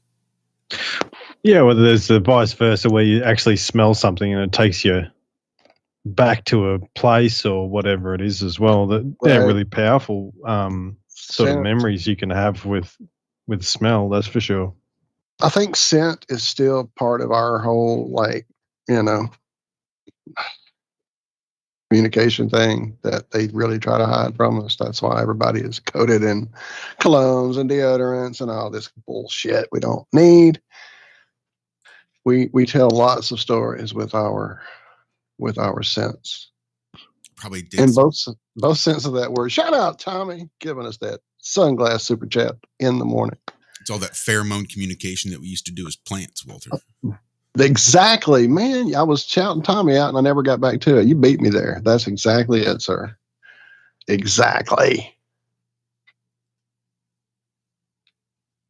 And as I say, they do their damnedest to fragrance that right out of us and have us offended by body odor. Oh my God. Well, that's chemicals too. I think a lot of our diet makes our smell offensive. Well, yeah, that's true. True. Yeah, true. Oh my God, true. So I saw something intriguing recently that is really concerning me. This gentleman, and I don't have a point of reference except when I just right now came back to me. Someone giving a speech, maybe in black and white, talking about the fact that garlic is horrible for your body. That is not something you should eat on a regular basis. It is a medicine. It should only be used for healing purposes and very specific ones. It shouldn't be consumed as an ingredient in food on a regular basis. And being a person who, I don't know, could bathe in it. I love garlic in all my food. And Michelle doesn't. I like it in my body because you can put a drop on your toe and it'll be out of you'll be breathing it out within a minute and a half. It goes to your system so quickly. So yeah, that idea, is that something you guys have heard about, or is that just completely whack? Because this guy, it was backed up with a ream of footnotes and research showing that this is all from the Ayurvedic side of things, mostly that school of medicine, and that it's I think it can irritate certain things, and it burns. It does horrible things to skin and all that. That's part of the thing, because I went through the notes and read some of that research. Sorry, I don't want to step on you. Go ahead. And I know that I think monks and things didn't take it because it would, get them a bit more like an aphrodisiac type thing, and that they were trying to steer clear of that sort of reaction. But, and then you have all the other stuff where you can basically use it as a spray to keep certain bugs away and things like that. So I think it is a powerful herb for sure. Right. Well, as I say, it was definitely how not irritating it is. Don't avoid it, but don't use it regularly. Don't use it regularly is the idea. It's not something that should be consumed regularly. It shouldn't be continual. It should be just used when needed as a per case kind of thing. Huh. So yeah, just weird because it's one of those things I used to preach to people. Keep it on hand for all kind of health reasons. Now I'm second guessing that. Anyway, we are quickly running out of time here. I know we only got about 20 minutes left, and our buddy Vornick in chat has a meetup coming up on July 18th. Now, where and all the details there, he could definitely give us in chat, or we could open the line, let him give us a real quick call. Perhaps, is that a doable thing? I'm not sure. I should have said that during the break. Sorry, Josh, throwing that on you. It's all right. Line's been open since the beginning of the second hour. Well, hell, let's get that happening then, boy. If you want to call in, sir, and let us have more details so that people in your part of the world can, in goes Zealand. The original Zealand, that is. I don't know exactly what that means, but that's what he said. Shout out again, Tommy, that flat fellow, giving out the love of the super chat. Support what you love, or what you love goes away. Thank you, Tommy. You rock, brother. But anyway, yeah, it's open, sir, if you'd like to call in, for sure. So we were talking about Space Brand at the bottom of the last hour, and you were talking earlier that monks weren't eating garlic because of its, aphrodisiac effects. I've heard a rumor that Mr. Kellogg was afraid that these sugary cereals were causing people to masturbate too much. Oh, yeah. So what he decided to do was to make a cereal that would not excite your taste buds, thereby exciting your sexual desires. So he made a nice, bland cornflake in order to keep people from masturbating as much. And it was an accident how they created them? The actual flakes, it was meant to be something else, and it came out like the cornflakes, and they ran with it. It was pretty much like 90% of everything else. It was meant to be something else, and it turned into this. Just went with it, right? It does look don't get close to a magnet after you eat a bowl. Anyway, hey, if you've never seen a little movie called The Road to Wellville, go check it out. It talks about that very thing. Some of the madness of the early cereal people and some of the little health villages and shit that were going on. People sitting in electric baths, literally being shocked. Just nuts stuff. It's actually out there on a few of the streaming services I see. I'm not giving them to you because you can find them. You have an interweb, or you wouldn't be hearing us, would you? The Road to Wellville, Anthony Hopkins, I believe Dana Carvey was in it. Let me go see. Matthew Broderick, I believe, was the main dude. Oh, wow, John Cusack. I forgot he was in it. Yeah, go check it out. Road to Wellville. Walt's movie recommendation. Wow, I've never seen that. Yeah, it's a hilarious movie. Great movie. And I like John Cusack movies. I thought I saw all of them. Yeah. It's one of those that probably didn't do great at the box office because it wasn't like, I mean, it's a really weird topic. And the way it was presented in this movie is just very eccentric, to say the least. The Horry Sheet Show says this is the only show, the only chat he knows that supports shoving garlic up your bum. And for the record, if you need anybody to go tell you to shove something up your ass, you just come to this show and I will tell you to shove it up your ass. Whether it's garlic or your opinion, it all belongs in the same spot.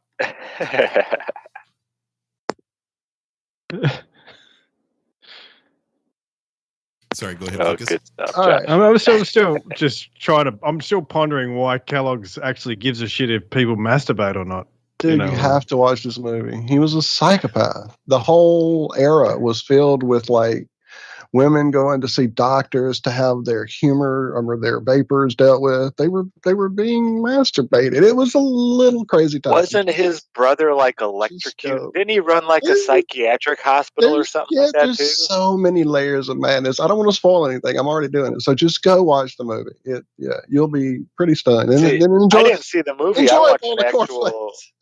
Yeah, I watched a documentary on this, like the making the Kellogg's cornflakes and the Kellogg's family, and how didn't the brothers end up going into a feud to where they didn't speak to each other over the Kellogg's cornflakes, the rights to it and all this and yada, yada, yada. Yeah, there was a big old mess about it. Shout out. But the Steve. one brother was a doctor.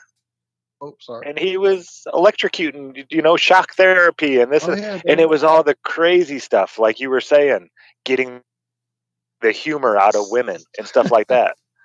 Yeah, it's pretty crazy shit. Steve Christians in chat knows, he saw it, saying it's a really strange movie. Definitely. All right, we got about 11 minutes left. Oh shit! Oh, our buddy Voice saying he's kind of busy working on details, etc. He will have more details next week and let us know. Tuesday, he'll come on and let us know. So thank you, Voice. Yes, thank you, Voy. We'll make sure we have those phone lines open next week. But we've got them open now. We have a caller. Good morning, caller. Thanks for calling into the Ironworks. Good morning, Ironworks. Hey, everybody. It's the Hori Sheet Show here. What's happening, Hori? Good morning. What up, Hori? Hey, guys. So I want to share something really brief because I'm going to go into a lot of detail on this within probably a week from now. I got two things. One, the quicker one here is I'm going to start up a new podcast. It's in the works with a good friend of mine that I'm helping her set everything up on her end, green screen, graphics, everything. And we're going to be doing sort of like my old Truther show, except not just limited to flat earth. It's going to be everything from Reiki, astral projection, ghosts, demons, afterlife, demonology, exorcism. I mean, the conspiracies. It's going to be really fun. Everything that you guys hear me kind of talk about in spurts, we'll be doing nice, organized, structured shows on that. So be stay tuned for those little ads on my channel. But man, you guys, I did something amazing last week, and I can only liken it to what I consider it to be a self-exorcism. I know that might sound weird. But it's responsible for curing my over 20-year plus depression, my pot addiction, porn addiction, my addiction for wanting a lover, intimacy, and a partner, soulmate. All that is gone. I can't tell you how free I feel every day waking up with a pep in my step and a smile on my face without loading a bowl to get my day started. You guys, we have things trapped in us. Yes, we have things trapped in us from past experiences, habits, traumas, you name it. And these energies get into us and take form in the form of addictions, in the form of triggers, in the form of, in the worst cases, full-blown demonic possession. And I'm on this road to figure out how to cleanse all of that. And what I did, I'll go into detail on my channel. Some of you may have already heard it if you've been watching some of my crazy babbling live streams. But I'm hitting on some real truth, getting a lot of kudos from people telling me, dude, unhide that video, unhide it, share it, talk about that truth. You're hitting on it. So if you're looking for what I did to get that, done for me. And it was about a week and a half ago now. I haven't smoked pot in like 5 days. I'm not even killing creatures. I'm like carrying bugs out of my room. I just bought a fly zapper, awesome. Brand new fly zapper. I haven't killed anything with it. So I'm like a totally different person. And there's still stuff in there. And I'm still, I'm going to have to do another one of these to rip it out. But what do you guys think about that? I'm excited, man. Nice. I'm very excited for damn sure. And it definitely touches on some things that are needed, I think, and kind of that people tend to not want to deal with or face for themselves. They're all about helping other people out with their problems or their demons or their whatever. But when you're trying to deal with your own, sometimes that's a tough one. That's exactly it. Nobody could have convinced me to do what I was intuitively led. I heard the voice in my head tell me to do everything I did, and I did it. And it's stuck, guys. It's stuck. And I want to share exactly what that was. And, just to get a little taste of what happened was, of course, it was on one of my last Psychonaut trips, but I felt something was in me, man. I was getting nauseous, and I'm like, what is this? I fasted for a day. I don't have anything upset in my stomach. And the voice spoke the whole way through. It said, it's a demon. I'm like, no, it's not a demon. Come on. And it made me go throw up 3 times. And then I'm like, okay, man, something's not right. It said, go sit on the earth. I said, okay, I'm going to go sit on the earth. And the first time I ever prayed in 2 years was that moment. I said, hi, God, it's me again. I said, what do I do about this? And it told me everything. So I'm going to share that story. It was all the voice telling me what to do. And if it didn't work, I would never be talking like this right now. Right. It worked. I can't wait to share it. I just read an article about how we as a society need to get back to using psychedelics as medicine, just like the Indians used to do. They didn't do it for entertainment, it was a spiritual thing to help you find your way back to your path. You didn't go do it every 100%. weekend with your buddies, this and that, it was a like you had that spiritual awakening.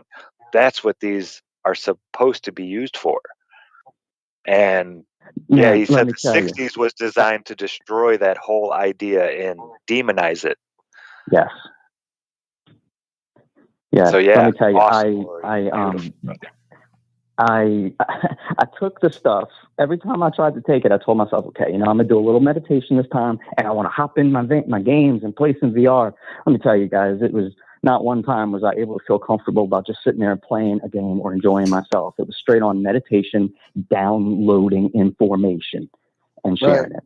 And now that I've been sharing it and I've changed, now that I've shared some stuff and then changed myself, people are like, dude, you got to keep talking about the stuff you're talking about. And it's resonating. I have people messaging me left and right. Man, I want to learn more about you. I want to learn more about this.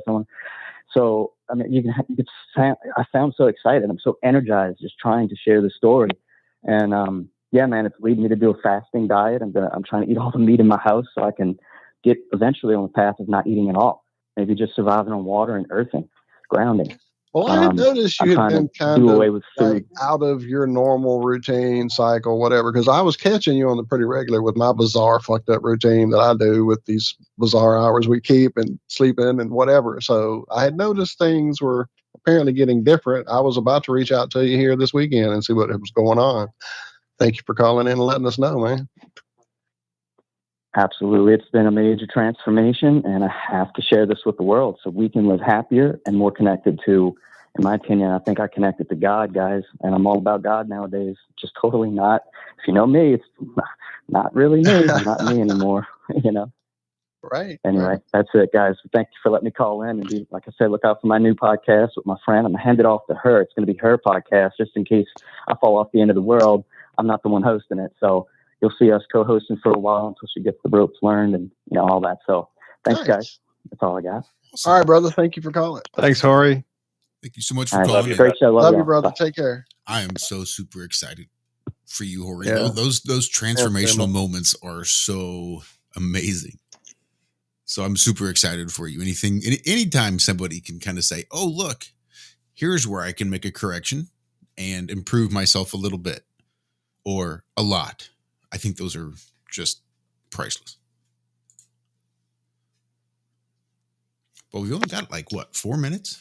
Like 3 or 4 minutes. We're really pushing into it. So I guess we should thank everyone that was hanging out with us there in chat, guys, trying to keep up and comment and point out the goods is sometimes a job I can hardly handle in the morning. You guys have so much great information. As I told you there earlier, that's why they keep kicking us out of chats and blocking our channels and trying to keep us separate, because together and throwing these bits and pieces back and forth and sharing this stuff, there is no way that they can win. I mean, they've already lost. They just are terrified of it and doing everything they can to scatter us a bit more. So hold strong, refine those salts. I'm excited.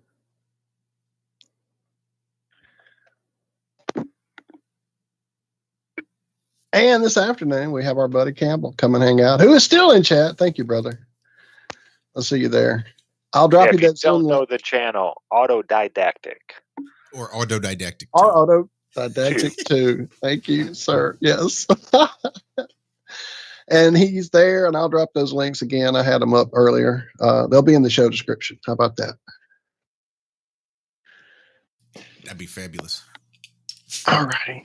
Now, I know it was brought up. Well, we'll talk to him this evening and ask him about all that kind of stuff. Yeah. So we'll wait till tonight. All kind of stuff, man. I know I was almost going to do the same thing. I almost going to do something. I'm like, no, we only have 2 minutes. Don't do it. Don't do it.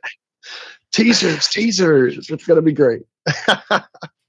That's right. Just make sure you're back here in 11 hours. That's it. Just call Lucas, or he'll wake you up. I don't know about that. Yeah, don't feel bad, usually Lucas. Sometimes I roll in pretty late. Yeah, it's all good. It was one of my first weeks on Ironworks when I joined the crew, and we had like everybody in our Wednesday pre-show, or in some chat, we had like everybody in there because we had did the New Year's thing. So there's all these people in there, and I called everybody at 4 a.m. Yeah, everybody. Yeah, I People think on the West Coast, Dave Paul and, on the plane answered. right? Paul on the plane, all kind of folks. Yeah. What the hell? Is Shout everything out, okay? thank you, Tommy, and thank you, Dawn, super chatting us there with the fist bump right at the end. Love you, lady. Love you guys. Thank y'all so much. Love you all. Y'all rock. Thank y'all. Thanks, Dawn. Yeah, thank you guys So, for yeah, another amazing show. Wraps it up. I think so. Yeah. I think that's about it.